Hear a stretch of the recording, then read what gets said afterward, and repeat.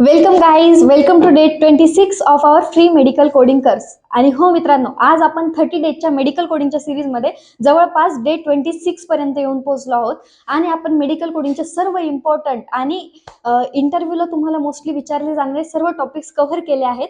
आणि आज आपण बघत आहोत career growth in medical coding.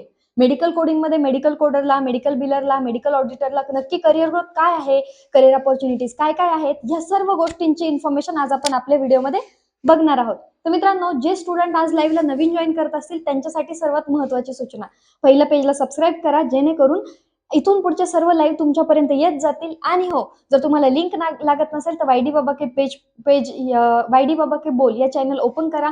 Live section मध्ये जाऊन डे 1 पासून 25 पर्यंत एकदा सीन करा. नक्कीच तुमचे मेडिकल कोडिंग रिलेटेड सर्व डाऊट सॉल्व्ह होतील. चला तर मित्रांनो, सुरू करूयात आपल्या फर्स्ट टॉपिक पासून. What is medical coding? तर मित्रांनो, मेडिकल कोडिंग म्हणजे काय? पेशंटच्या डायग्नोसिस रिपोर्टला कोड फॉर्मॅटमध्ये कन्वर्ट करणं. जसं फॉर एक्झाम्पल, पेशंटला झाला असेल टायफॉइड, तर तिथे टायफॉइडला कोड दिला जातो A01.0. फॉर एक्झाम्पल, पेशंटला झालाय डेंग्यू, तर डेंग्यूचा कोड असतो A09. अशा प्रकारे वेगवेगळ्या डिसीजला वेगवेगळे कोड्स असतात. आणि ह्याच कोडिंगचा स्टडी तुम्हाला मेडिकल कोडिंग मध्ये बघायचा असतो. एक शॉर्ट रिकॅप बघूयात मित्रांनो. मेडिकल कोडिंग मध्ये महत्वाचे कन्सेप्ट जसं की आयसीडी असेल, सीपीटी असेल, HCPCS असेल, anatomy, physiology, medical terminology, inpatient coding, outpatient coding, modifiers, DRG, compliance, HIPAA, हे सर्व कन्सेप्ट बघून आज फायनली आपण करिअर ग्रोथ या टॉपिक पर्यंत येऊन पोहोचलो आहोत. चला तर मित्रांनो, स्टार्ट करूयात. ऍक्च्युअल मध्ये मेडिकल कोडिंग मध्ये करिअर ग्रोथ काय आहे. ओके, सो मेडिकल कोडर म्हणजे कोण? डॉक्टरचा रिपोर्ट वाचून योग्य कोड्स बनवतो तो व्यक्ती. त्याचं काम काय असतं? Diagnosis coding. ओके, मेडिकल कोडरचं काम काय असतं? डायग्नोसिस कोडिंग म्हणजे पेशंटच्या डिटेलला कोड फॉर्मॅटमध्ये कन्वर्ट करणं. दुसरं काय असतं? Procedure coding. Procedure coding. तिसरं काय आहे त्याच्यामध्ये? Documentation check. जे डॉक्युमेंटेशन आहेत ते सगळे व्यवस्थित आहेत का, हे सर्व चेक करण्याचं पण काम कोण करतो? मेडिकल कोडर करतो. पुढे काय असतं? सॉफ्टवेअरवर क्लेम तयार करणं. Claim preparation on software. जसं मेडिकल कोडिंगचे सॉफ्टवेअर कसे आहेत? 3M Optum, true code. तुम्ही जा इन्फॉर्मेशन काढा. तुम्हाला जसं IT मध्ये सॉफ्टवेअर्स असतात तसं मेडिकल कोडरचा जो काही डेटा असतो तो प्रॉपरली एका सॉफ्टवेअरमध्ये मॅनेज करायचा असतो. तर ते सॉफ्टवेअर कोणते आहे? 3M ऑप्टम, ट्रू कोड सारखे सॉफ्टवेअर्स मोस्ट ऑफ द कंपनीजमध्ये यूज केले जातात. फॉर एक्झाम्पल, डॉक्टरने लिहिलंय अॅक्यूट अपेंडिटिस. ओके, फॉर एक्झाम्पल डॉक्टरने लिहिलंय अॅक्यूट अपेंडिटिक्स, तर अपेंडेक्टॉमी डन. कोडर, आयसीडी कोडर काय करतो? तिथे आयसीडीचा कोड लावतो प्लस सीपीटीचा कोड लावतो आणि असं तो प्रॉपरली कोडिंग करतो. कोडर कार सारखा आहे. मेनली कोडर कसा असतो? कोडर कार सारखा असतो. जो ड्रायव्हर आहे, रूल्स फॉलो करणं गरजेचं आहे. डायरेक्शन दिल्यावरती तो मूव्ह करतो. जसं फॉर एक्झाम्पल, गाडीचा एक ड्रायव्हर आहे, तो काय करतो? एक तर सगळे ट्रॅफिकचे रूल्स फॉलो करणं त्याला मस्ट असतं आणि त्याला जशी आपण डायरेक्शन देतो त्या डायरेक्शन तो फॉलो करतो. याचं तुम्ही सिंपल एक्झाम्पल मेडिकल कोडर म्हणून बघू शकता. याच्यामध्ये नेक्स्ट स्टेप काय आहे? Medical auditor. मेडिकल ऑडिटर कोण असतो? कोडरने केलेले काम बरोबर आहे का नाही ते तपासण्याचं काम करतो कोण? Medical auditor. त्याचं काम ऍक्च्युअल मध्ये काय असतं? कोडिंग गाईडलाईन्स चेक करणं. काय असतं? कोडिंग गाईडलाईन्स चेक करणं. हे काम कुणाचं आहे? मेडिकल ऑडिटरचं. दुसरं काम काय करतो? अंडर कोडिंग आहे का, ओव्हर कोडिंग आहे का, कोडिंग प्रॉपर केलेली आहे का, अंडर कोडिंग आहे का, ओव्हर कोडिंग आहे का, हे चेक करतो. पुढचं काय? डॉक्युमेंटेशन पूर्ण केलेले आहेत का, पुरेसे डॉक्युमेंटेशन प्रोव्हाइड केलेले आहेत का, एरर्स चेक करतो, मनी सेव्ह करतो. ह्या सर्व गोष्टींचे काम करतो मेडिकल ऑडिटर. आता मेडिकल ऑडिटर का गरजेचं आहे? तर चुकीची कोड केला असेल तर क्लेम डिनाय होतो, हॉस्पिटलला लॉस होतो, काही वेळा लीगल इश्यूज सुद्धा होतात. त्यामुळे मेडिकल ऑडिटर गरजेचा आहे. ऑडिटर म्हणजे कोण? Traffic police. रूल तोडला आहे का चेक करणारा. जर रूल ऑडिटर म्हणजे कोण? जर ड्रायव्हरने किंवा एखाद्या ड्रायव्हरने किंवा त्याच्या माणसाने जर रूल तोडला तर medical auditor as a traffic police सारखं तिथं वर्क करतो. तो चेक करतो, कुणी रूल तोडू नये याची काळजी घेतो. जर तोडला असेल तर त्याला काय असेल ते पुढची पॅनल्टी वगैरे त्या गोष्टी होतात.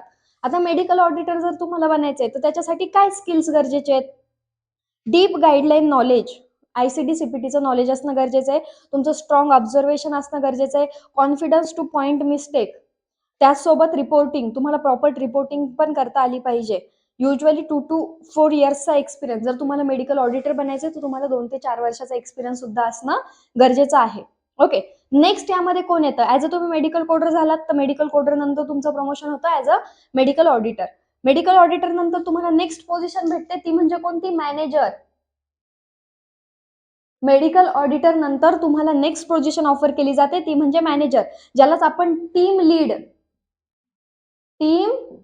लीड म्हणून सुद्धा ओळखतो. ओके. मॅनेजर काय करतो? टीम कोडर्स आणि ऑडिटर्सला हँडल करतो. जे काही कोडर्स असतील प्लस ऑडिटर असेल त्याला हँडल करतो, त्यांना ट्रेनिंग देतो, त्यांचं रिपोर्ट प्रेझेंटेशन करतो, क्लायंट सोबत कम्युनिकेशन करणं, क्लायंट गोळा करणं, हायरिंग रिलेटेड डिसिजन घेणं, हे कोण करतो? मॅनेजर करतो. मॅनेजरचं टास्क काय असतं? जर US क्लायंटने सांगितलं डिनायल वाढत आहेत, तर फायनल रिझन मॅनेजर काय करतो? ऑडिटर कडून डेटा चेक करतो, कोडर्सला रिटेन करतो, क्लायंटला अपडेट देतो. मॅनेजर म्हणजे कोण? ड्रायव्हिंग स्कूल, RTO किंवा ट्रॅफिक मॅनेजमेंट सर्व सांभाळतो. ओके.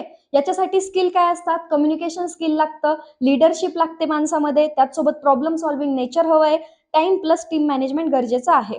सो मित्रांनो, तुम्हालाही जर मेडिकल कोडिंग मध्ये करिअर करायचंय तर तुम्हाला ह्या पद्धतीने रोडमॅप असतो. सुरुवातीला as a medical coder trainee, त्यानंतर मेडिकल कोडर म्हणून स्पेशलिस्ट म्हणून जॉईन होता, त्यानंतर तुमचं प्रमोशन होतं as a medical coder auditor and after that as a team leader or we can say manager. Okay. So ह्या लेवलने तुम्हाला तुमचं सॅलरी वाढत जाते. आता कोडरचं जर वर्क नेचर जर तुम्ही बघाल तर कोडरचं काम असतं फक्त कोड लावणं. स्किल त्याला लागतात ॲक्युरसी, आणि त्याला एक्सपिरियन्स लागतो. फक्त फ्रेशर असेल तरी चालेल, 2 वर्षाचा असेल तरी चालतो. ऑडिटरला काय लागतं? कोड्स लावलेले कोडरने ते व्हेरीफाय करणं म्हणजे चेक करणं. डीप रूल्स, त्याने सगळे रूल्स फॉलो करणं गरजेचं आहे आणि त्याला 2 ते 4 वर्षाचा एक्सपिरियन्स लागतो. मॅनेजरला काय लागतं? टीम लीड करणं प्लस क्लायंट कम्युनिकेशन, त्याच्यामध्ये लिडरशिप क्वालिटी असणं गरजेचं आहे आणि कमीत कमी 4 ते 7 वर्षांचं एक्सपिरियन्स असणं गरजेचं आहे. तर मित्रांनो, तुम्हाला जर मेडिकल कोडिंगमध्ये फास्ट ग्रोथ हवी असेल तर तुम्हाला काय करणं गरजेचं आहे? रोज एक गाईडलाईन वाचा, मेडिकल कोडिंगच्या गाईडलाईन रीड करा, एक्सेल अँड ईमेल्स कम्युनिकेशन शिका, एक्सेलवरती ईमेल्सवरती कम्युनिकेशन कसं करायचं हे स्किल तुम्ही गेन करा. नेक्स्ट म्हणजे इंटरव्ह्यूमध्ये एक्झाम्पल्स द्या, mistake acceptance plus correction. Mistake झाली तर ती ऍक्सेप्ट करा प्लस ते करेक्ट करा. नेक्स्ट काय आहे? Soft skills is equal to growth booster.